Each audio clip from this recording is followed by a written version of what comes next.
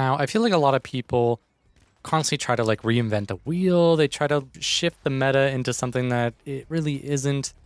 And there's been a couple loadouts in this game that I feel like have been extremely strong since the beginning, whether things kind of drifted out of the meta or back into it or were rediscovered later on.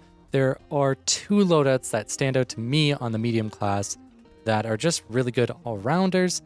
And I'm going to leave it a little bit open here. I'm going to explain that when we get into the loadouts as to what you can kind of bring in. What can you swap out?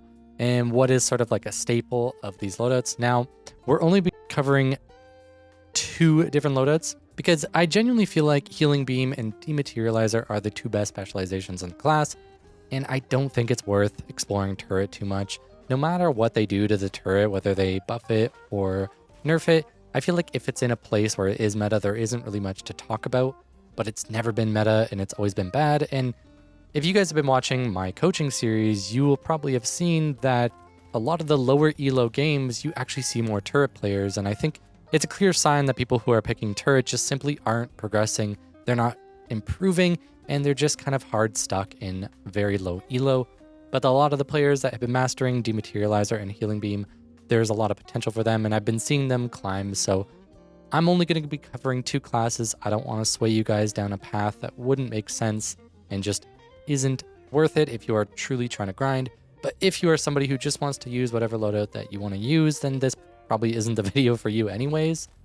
So feel free to use whatever you want. Now let's cover Healing Beam, because I feel like Healing Beam has been obviously in the meta for longer since Dematerializer is newer. Although realistically, I guess at this point it's not new, but it is newer than Healing Beam. So for the Healing Beam, we're going to be bringing the FCAR, the defib, the zipline, and jump pad. Now these are going to be your staple, and this has been a staple loadout for a very, very long time. And the reason being is the Healing Beam and defib work really well for a supportive player.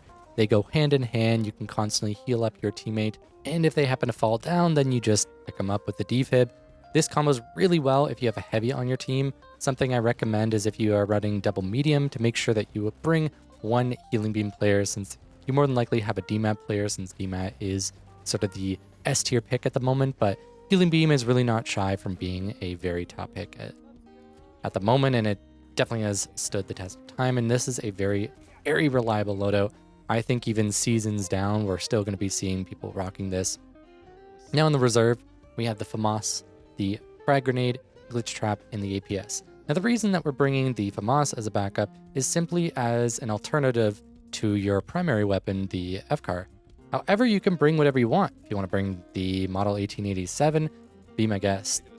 I'm just sort of putting the weapons that I feel like are baseline complementary to the class, which is sitting back a little bit, letting your heavy go in first. So if you're sitting back a little bit further, it's nice to have that AR. There are playstyles where you bring the model and you just kind of push in really aggressively with your heavy player, and then you basically just defib them anytime they need to get picked up. The Frag Grenade is a very solid alternative to the zip line. Basically just bring in Frag Grenade. This could be actually a standard. You just always bring in Frag Grenade. I think Frag Grenades are really, really solid.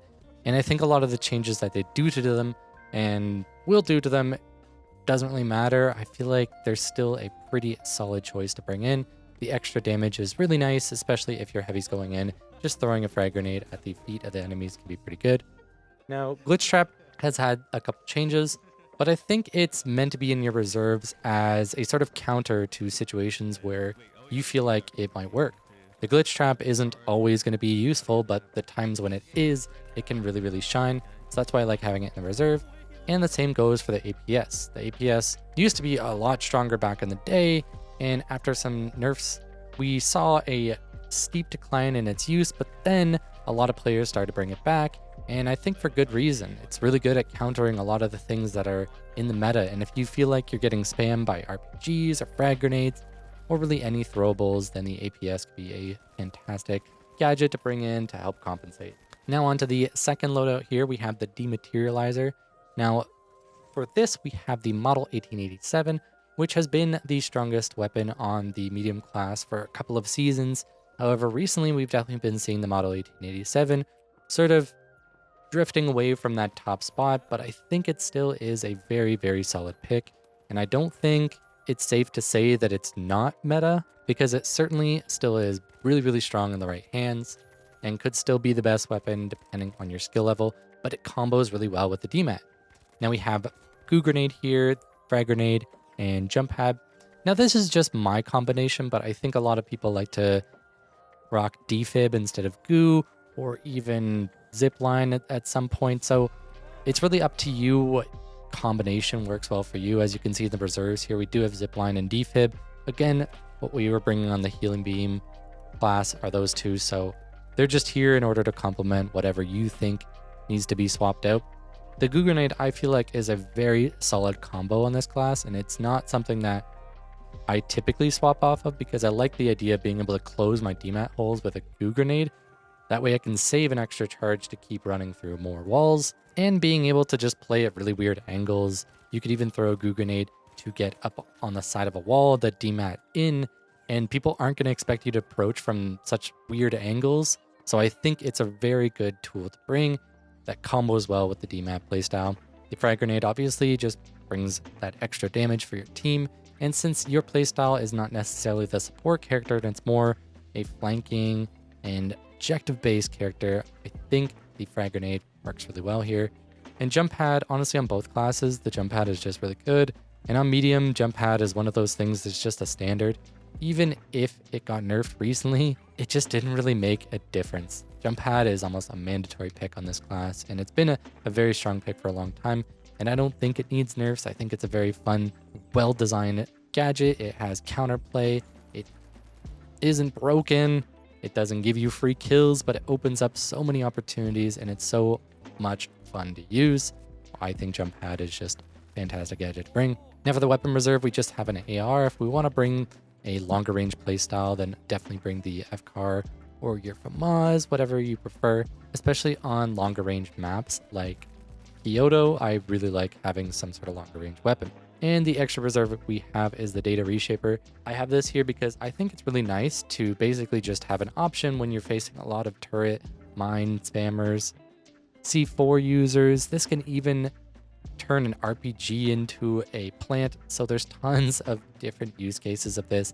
And I think it depends on the situation and on the map and on the enemies that you're facing. But I find if you end up in one of those weird lobbies where you're just constantly seeing turrets and mines, it's a pretty easy pick for me to just swap to Data Reshaper. And ranked, this really doesn't come out too much. So you can obviously swap this for something that you prefer. Like the ABS turret is a pretty solid option. It does combo quite well with DMAT. And like I said, it is totally up to you guys, whatever you want to do.